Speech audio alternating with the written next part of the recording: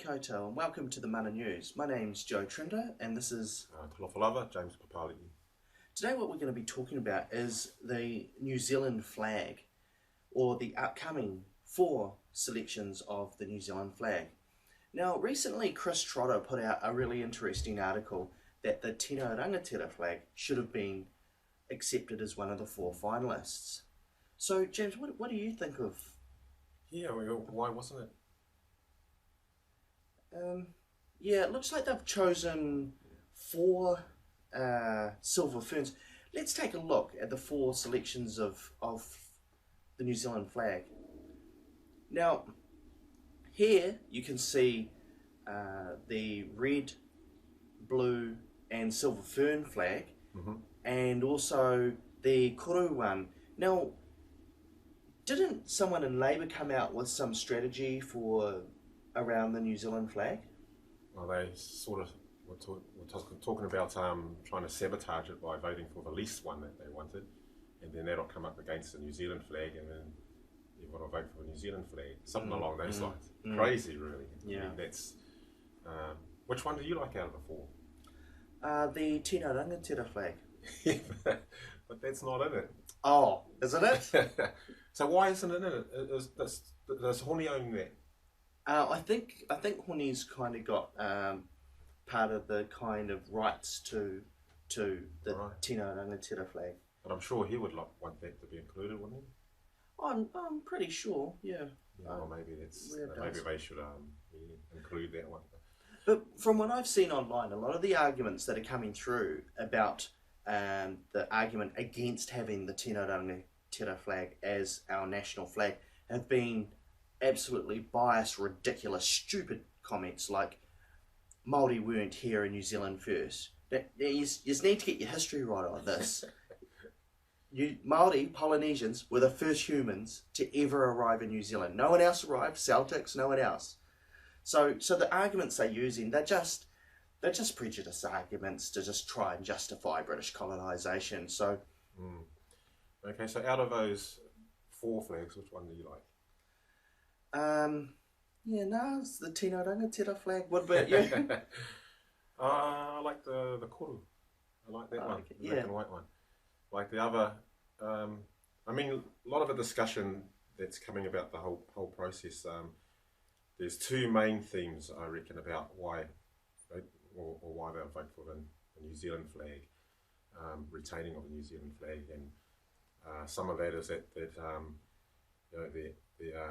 grandparents and that fought for that flag, but I don't think that's going to take anything away from their grandparents fighting for that flag, because that was back in that time. Well, now this is a different New Zealand now. I think we've grown, we're more mature, and I think any flag that gets rid of a Union Jack has got to be positive, which those 4 flags do. What do you reckon? And what's the other theme about not supporting the 4? John Key. Some think that this is all about John Key.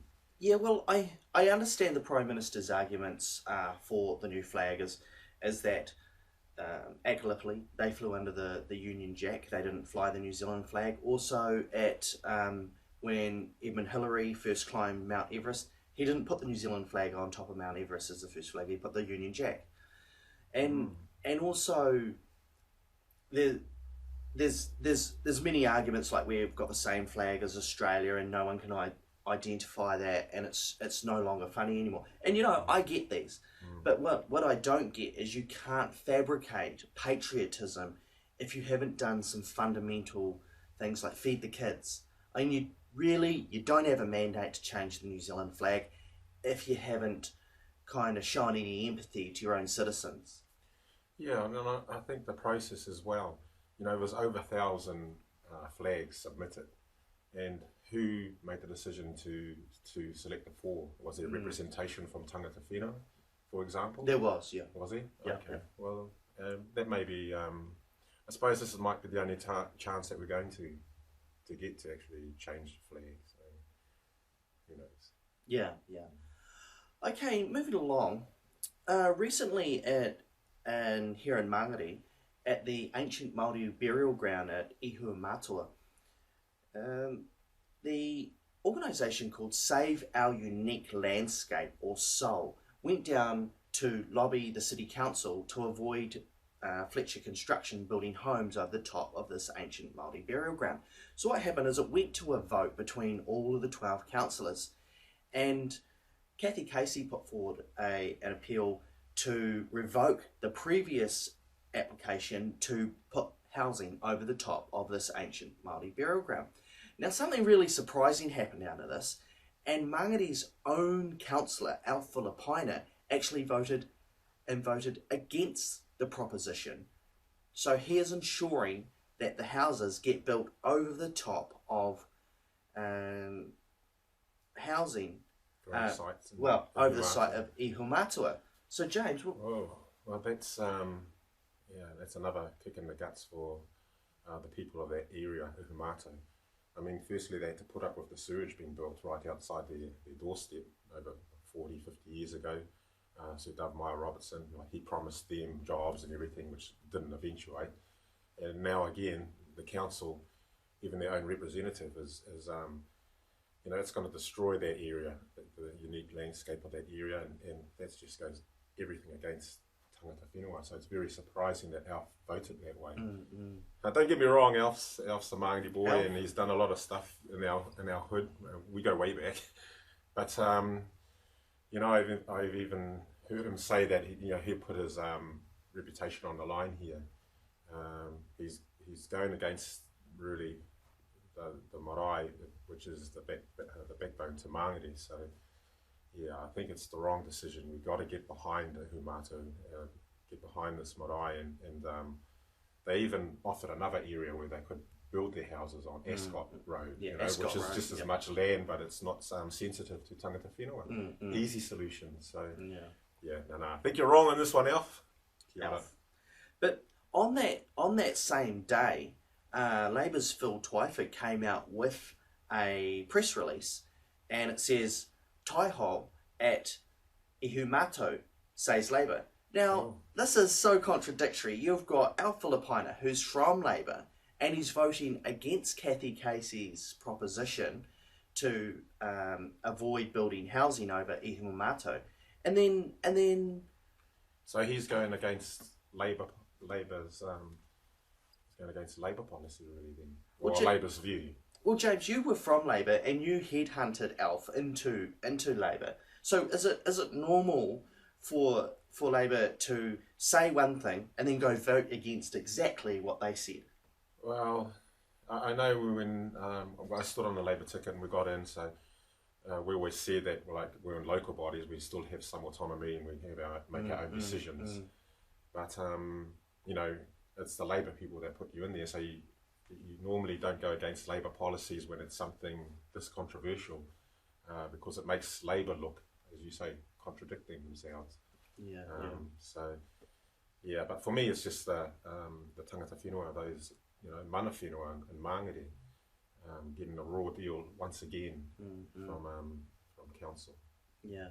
Well, I think that Alf has an obligation to protect Indigenous rights in his own community. He is Ngāpoi and he is Pacifica, so there's no reason why he would go ahead to try and get waterfront view mansions built over the top of ancestral land. He might have some mates in Fletcher Challenge or something. Dunno, Alf, what's going on, mate? House improvements over his place. Couple of backhanders, Alf, Stop it, no, he won't do that. No, Alf wouldn't do that. No, seriously, he's a straight. Okay, moving along, the Mana-Maori Alliance. So recently what's happened is Mana Movement and the Māori Party have been holding talks. Now, James, can you elaborate how the talks began? Right. It began with, they were going to take the funding from the Kaitoko whānau contract away. We were going to lose them. So we called a meeting in Auckland. It's Rangi McLean, Martin Cooper, and myself. And we ended up rallying Te Ururoa regarding this, and it actually, it worked. And so they actually gave some funding for Kaitoko whānau. So from that meeting, I then talked to Rangi and Martin about just uniting, joining up together, Mm-mm. instead of fighting each other. By the next elections, maybe we could have a Mana-Maori where we both come together, both parties. And we talked about maybe the leadership hone and or other issues that might get in the way of this. But we thought if we just kept it grassroots and we did that ourselves, we wouldn't have to get through all the leadership issues and all that at this stage. Yeah, yeah. Well, an alliance actually makes sense because you've got Mana arguing for the same vote. You've got Māori voting for the same vote. So we split ourselves, and Labour goes straight through the middle. I mean, we're both kaupapa Māori parties. Why not join together and then start to win more of those 7 Māori seats? And that's what the people are saying. They want, that's why a lot of them didn't vote, because they want unity. And if you want to be a kaupapa Māori, you need first to have unity. Yeah. So we got an opportunity to have a hui with both the organisations. There was some people that weren't too keen on the idea. Mana leader Hone Harawira turned up, and it was a really interesting hui. And there was some hurt explained by some of the Māori party reps that were there. And I think when Hone summed everything up, he explained there was hurt on both sides. The split that happened, no one gained from it. But I think having a joint vision and healing some of that rift and moving forward together is going to be of strength. And we got to do that grassroots level. Yeah, I mean, if nothing happens, we go back to continuing to be rivals, and Labour will dominate the Māori seats. And the next time there comes an issue like the foreshore and seabed, and Labour's in the government, well, we know what's going to be happening there. Yeah. Yeah, true. So moving forward, the Tamaki Makaurau Rohe of both organisations are going to be having an event coming up on Saturday the 19th of September. It's a Waka Ama Day, James. Yep, it starts at 12 o'clock at Mangere Bridge. And it's just bringing our whānau, our kids, and they can, we can have some waka races, a barbecue and all that sort of stuff. Fly both flags and kōrero. Maybe we can have Hone's team racing against Te Ururo's team. Yeah, let's see if they can all row in the same direction and paddle in the same direction. Paddle in the same direction in the same waka. Kia ora. Yeah. Kia ora. Well, thank you for joining us. This is Mana News. Kia ora. Tō whāsui fua.